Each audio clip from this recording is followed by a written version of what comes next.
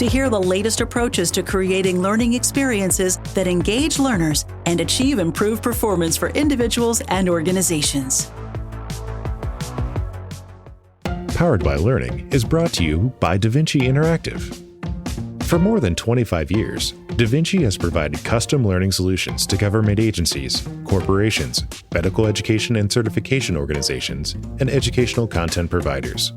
We collaborate with our clients to bring order and clarity to content and technology. Learn more at davinci.com. Hello and welcome to Powered by Learning. I'm your host, Susan Court, and today I'm joined by DaVinci Client Solutions Consultant Angeline Evans and our guest, Leanna Meiser, Director, Enterprise Learning and Organizational Change Management at the Hershey Company.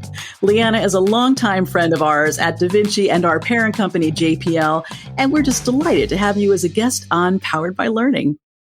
Hi, Leanna. Thank you so much for joining us today. Well, I am thrilled to be here. It is always a great time to hang out and talk anything, but especially learning with my friends at DaVinci. Oh, thanks, Leanna. Well, so good to see you and talk with you again. Let's start off by telling our listeners a little bit about your journey at the Hershey Company and your current role. Of course, I joined the Hershey Company 20 years ago, and all of my careers have had the red thread of being in the HR space, but predominantly learning communication and behavior change. My most recent role was an HR business partner for the organization, and I took that role after leading marketing, global marketing training for the organization. So took a break from skill building to really understand corporate strategy. And then as part of the Hershey Company's really great developmental programs and succession planning, was honored to win the role of Director Enterprise Learning last June 2021. And I've been there ever since, taking all the goodness of the training that I learned over those 20 years and then laying on human strategy and business strategy from my HR business partner world. Very cool. So, Leanna, I'm curious. So you've had such an incredible career journey at Hershey, and I know you've mentioned in the past, like Hershey's strong culture of employee retention and growth. And as an L&D leader, you play a pivotal role in that, right? So can you tell us more about this and what you do?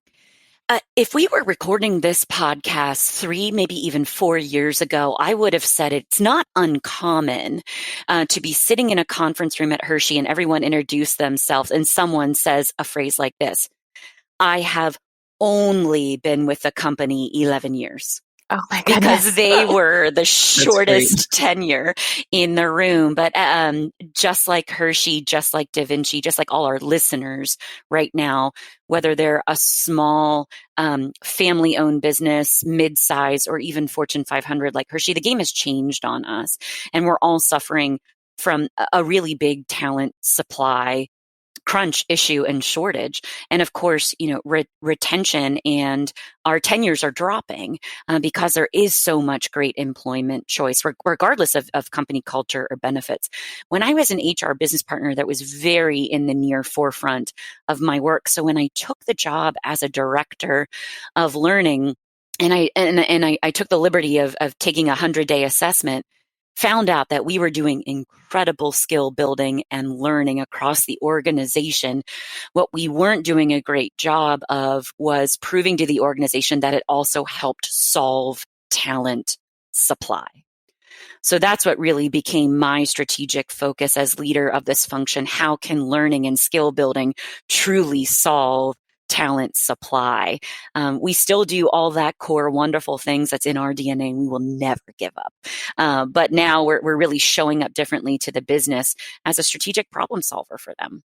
So talent supply, that's a really interesting lens when you look at learning and development and training for organizations. Can we let's dive deeper into that? So looking at learning versus as a learning specialist or an L&D specialist at a company, how do you change your perspective to look at it as solving talent supply versus just disseminating knowledge or, the traditional means of training, compliance training, or just filling a performance gap? Like, what's the shift?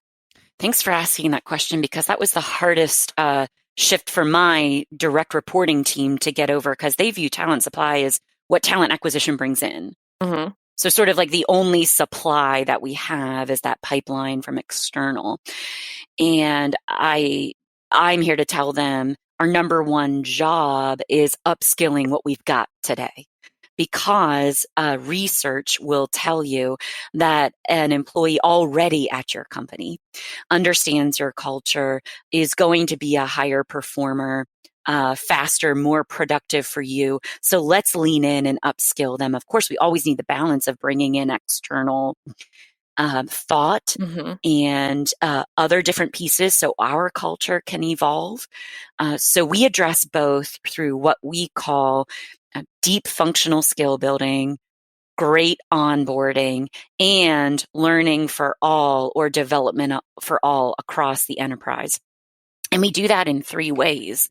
The first way is there are some things that we just want to wholly own the curriculum. And we've got world-class instructional designers that are able to do that for us. And thank goodness, world-class partners like DaVinci that can step in when we, come up to a technology roadblock or maybe a creative roadblock, and they say, hey, let's partner with you in creating wonderful solutions. The second thing is, how do we maybe borrow a solution? If you think of things that cut across the organization, like project management, maybe that doesn't have to be a wholly owned absolute skill set at Hershey, but I bet we can find a really great off-the-shelf solution for that.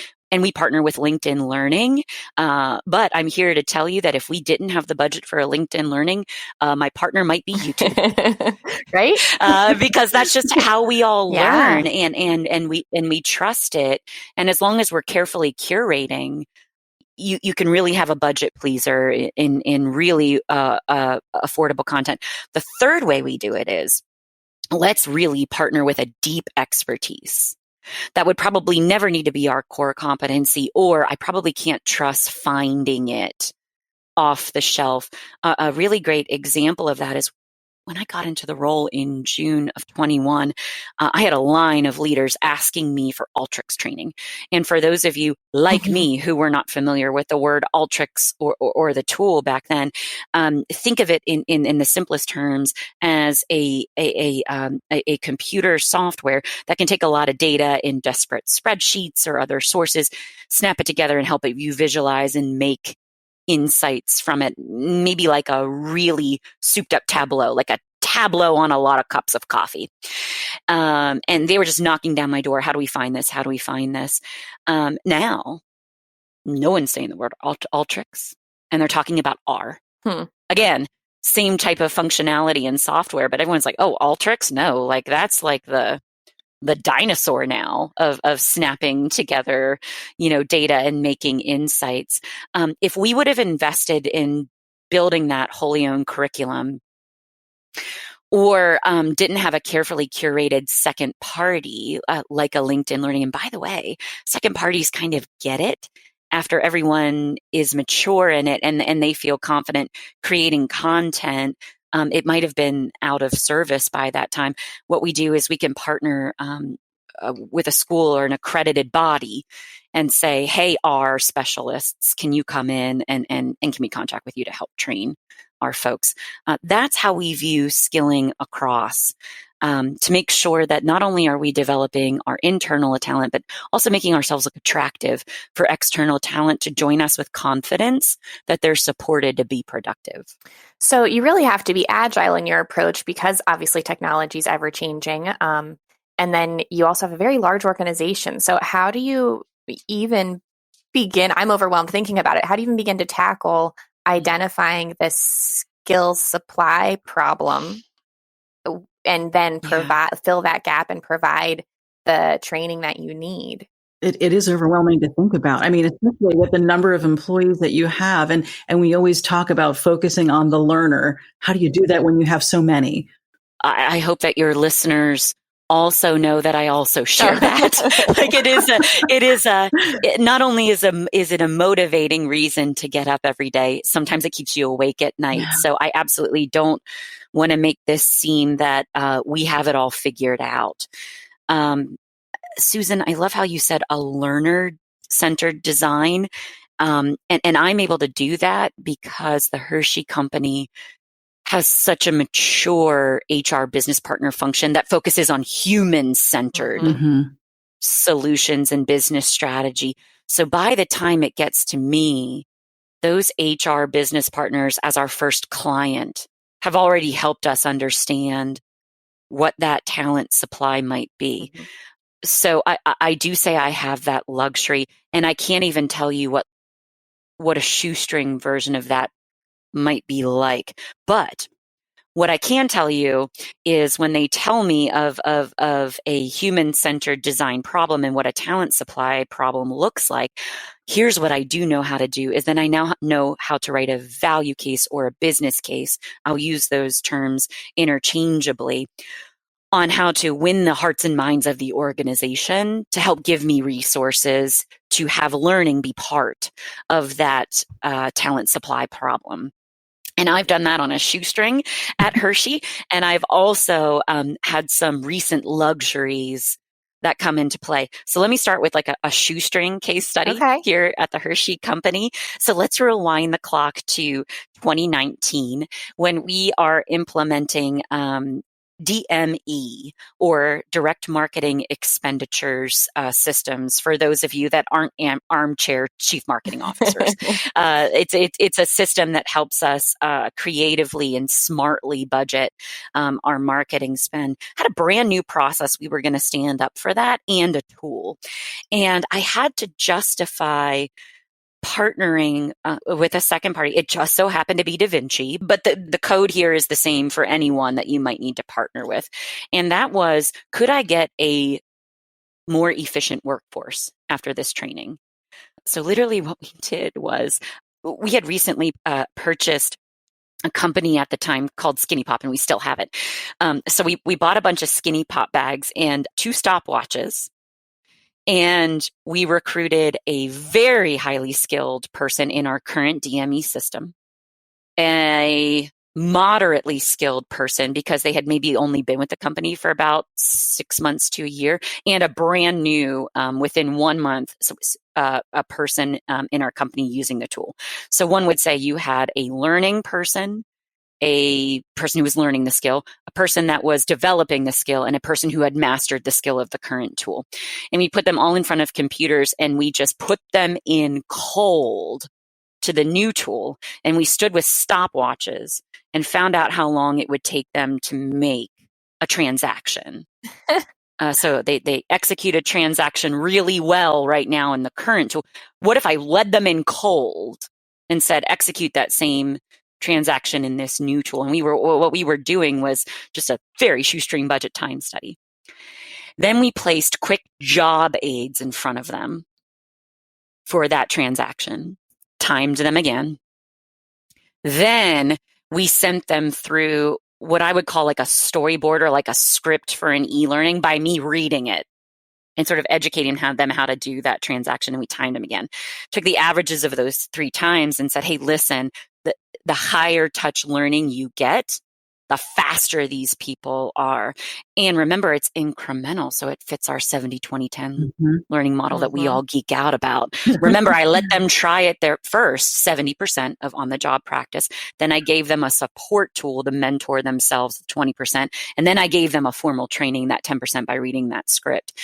And that got through. Okay, listen, I know that formal training will work. Here's your money to resource it. And we were able to do that. So that's the shoestring budget. What an awesome case study. I know. And you know what else that does too is that it reinforces the need for having the training because they realized trying it on their own maybe wasn't so successful. And you've got great buy-in right there. Yeah. All with $2.99 stopwatches that we bought at Staples that morning. So awesome. What I was doing was a time study, and there might be some of your listeners that are saying, you can pay firms for that. I'm like, yes, I do know I can pay firms for that. But the whole point was like, I was also trying to ask for money. So it was, So, now we've won the right to say, hey, if you commissioned a time study, I could get even more accurate for you. So now let's talk about it really in the luxury that I have right now. Since 2019, man, the Hershey Company has overinvested in a world-class workforce analytics team.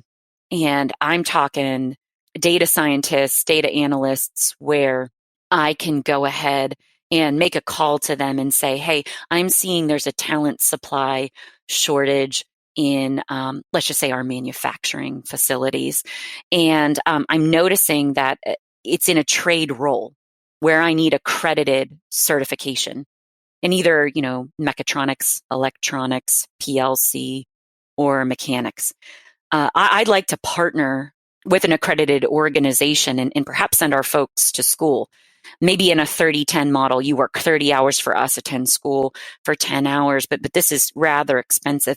Could you figure out and project out for me possible retention of these individuals, higher engagement, and can you also predict their success profile through performance management? That team goes away, takes a lot of time, asks me a lot of continual questions, and we're able to come back together with them being inspired by these questions. How do we solve? And some really interesting data that just makes my head explode how great and how world-class these individuals are. And we can make an inference then. So I now have the luxury of having them as great partners to commit with me to help with these value cases. And also an organization that has matured in its acceptance of learning, thanks to my predecessor, thanks to the teams, thanks to great partners that we partner with. You can win a heart and mind with a great ROI and a team that's proven they can be trusted with dollars. So that's how we do it now.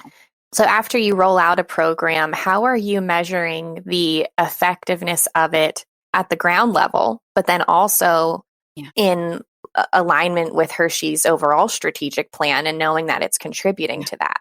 I love how you say the ground level, because we, and I am in the company of some of my favorite learning geeks. Like we call that the Kirkpatrick, right? Like impact level. That's the Kirkpatrick model.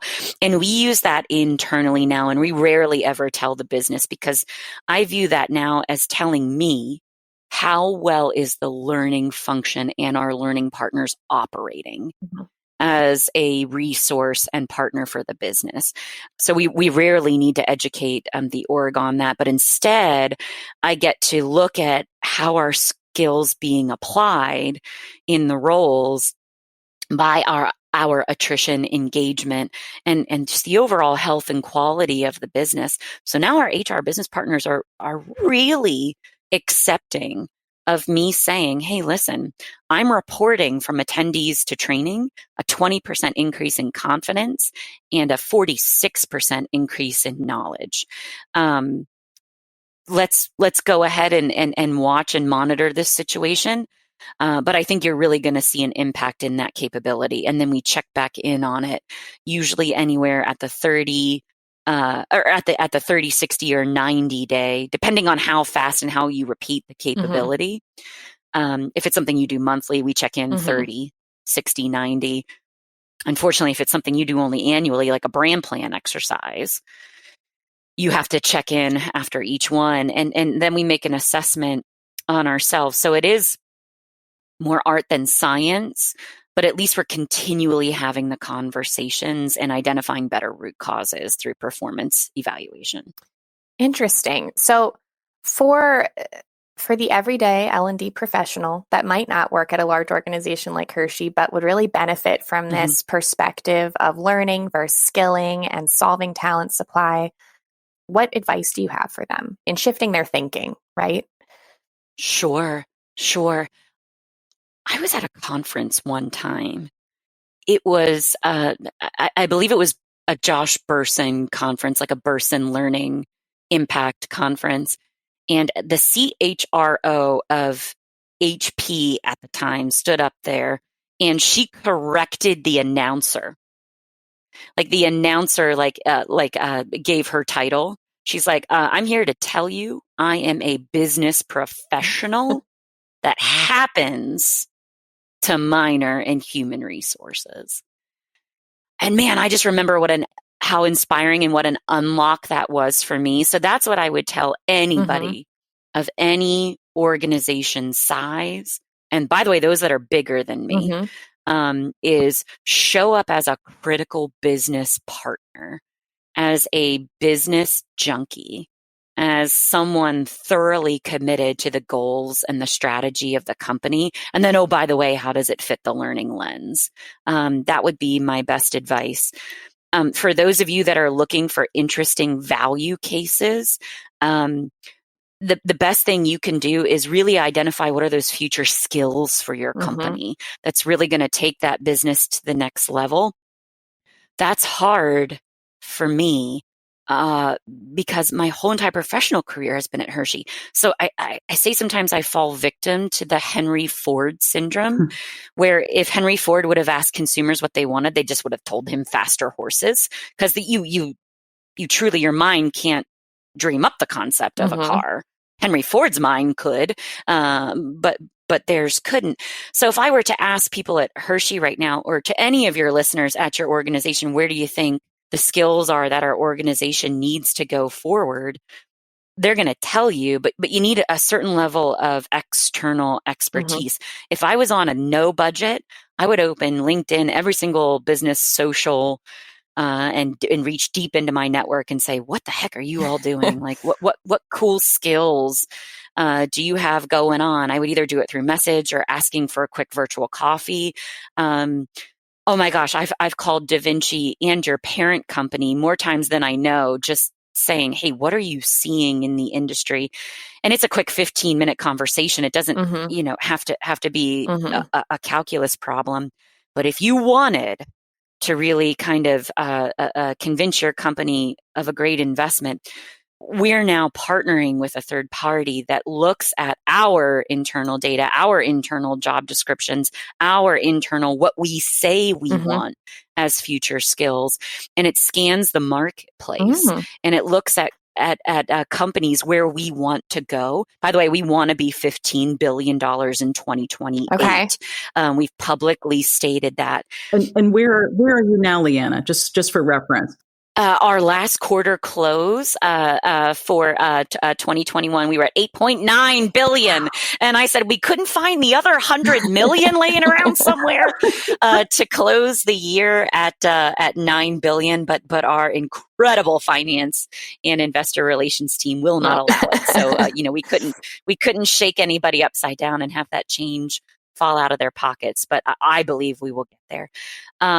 It scans the marketplace and says, hey, here's what $15 billion companies in and out of your industry are sort of doing. It snaps the two together. It says, hey, internally, Hershey, this is what you say you value and you want. Oh, and by the way, the external industry is saying this. It snaps them together and it gives us a view of that. Not only does it give us a view, but it allows us to self-rate ourselves and our managers to check back in on that self-rating and maintain that precious, transparent conversation between manager and report about reality and where you're going and what you need to develop.